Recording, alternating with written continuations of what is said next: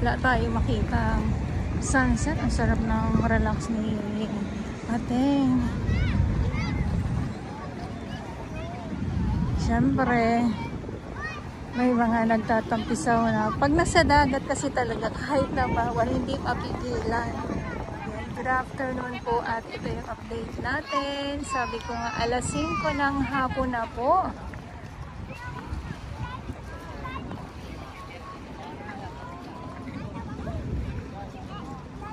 At ito yung ibang mga nandito naman sa loob ng Dolomites. Yung iba nag-i-enjoy, maglakad, mag-picture. Tulad nito oh.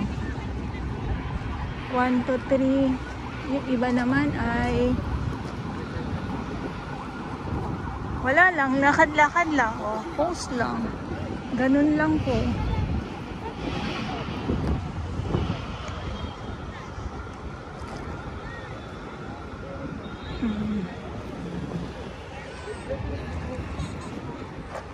So dito tayo, lakad tayo.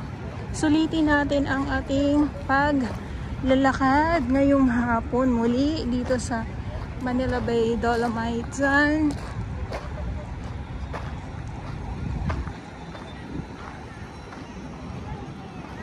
Makulimlim.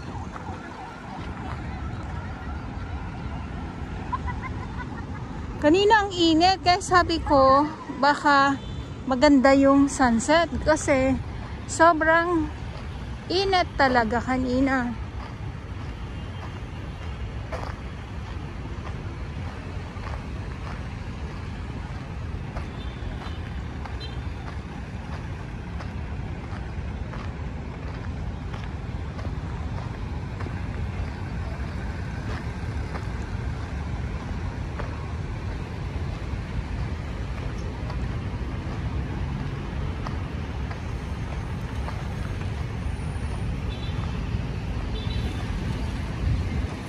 So ang alam ko pag Huwebes, itong ating traktora ay umaarangkada po ito. Pero ngayon kasi ay hindi Huwebes eh. Ayun, so baka inaano lang nila para mas magpantay na po. Ayan. So dito na tayo sa to. So ganito pag ganito siya pag napapasadahan ng traktora itong Dolomites. Ayan.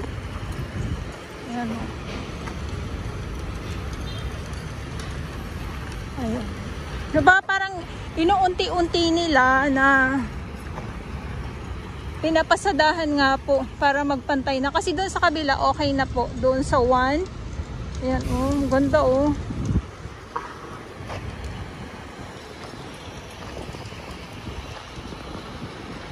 At syempre dito naman tayo sa Dalampasigan. Kanina ay nandito tayo pero wala tayong mga nakitang mga basura na galing dito sa laot or paparating. Kahit dito sa Dalampasigan ay wala din. Ayan o. So maraming salamat. Ulit-ulitin ko po no sa ating mga warriors. Maraming salamat. Dahil talaga naman sila yung nandito araw-araw.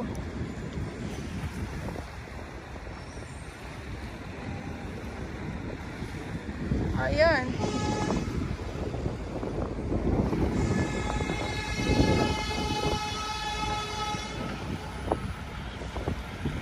Or kasi nga, dahil siguro yung gray sun, umibabaw na dito sa sa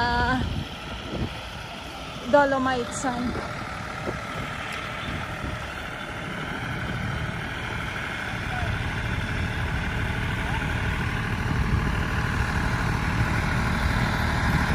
Hi sir. Kasi laborso.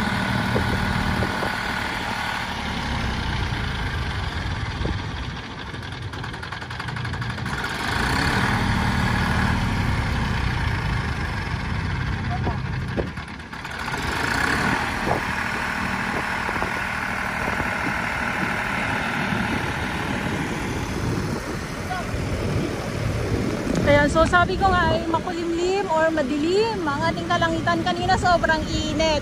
Ngayon ay bigla namang dumili mo.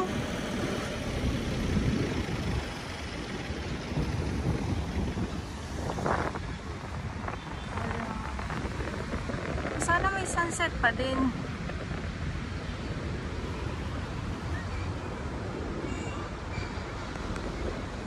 Ayan, so mabalik tayo dito sa traktora na umaarangkada ngayon, no. So inaano talaga nila, no. Ngayon lang, tapos ngayon ay Miyerkules, bukas ay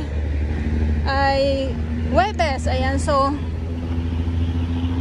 aarangkada po muli itong traktora. At etong ano, kaya pala umaarangkada kasi nga para mag-ano siya, lumambot para lumambot yung ano, ay ang galing yung korte niya, parang papuso, lumambot yung dolomite sand yun. So mamaya syempre may oras yung ating mga namamasyal dito sa loob ng dolomite sand. Pag wala na yung mga tao, so diretso naman ito yung sila bossing. Ayan, sila yung nagaano nga po nitong traktora. So yun lang, wala naman pong ano, kundi pinapatag lang para hindi ano pinapatag tapos hanggang dito, tapos papunta doon, tapos hanggang doon naman sa 1. Ayan, so yun ang update ko po sa inyo.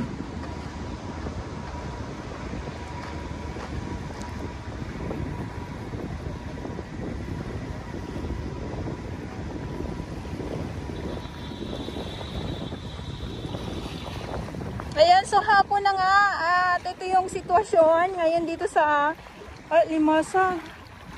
Maliit nga lang, ayun oh. Dito sa Manila Bay, at ito nga yung traktora, so umaarangkada. Ayan, at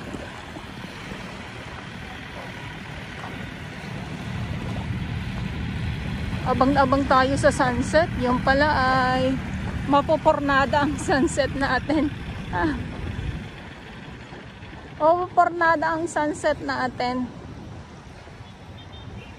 Minsan ganun talaga, pag hindi para sa'yo, huwag ipagpilitan para hindi masaktan.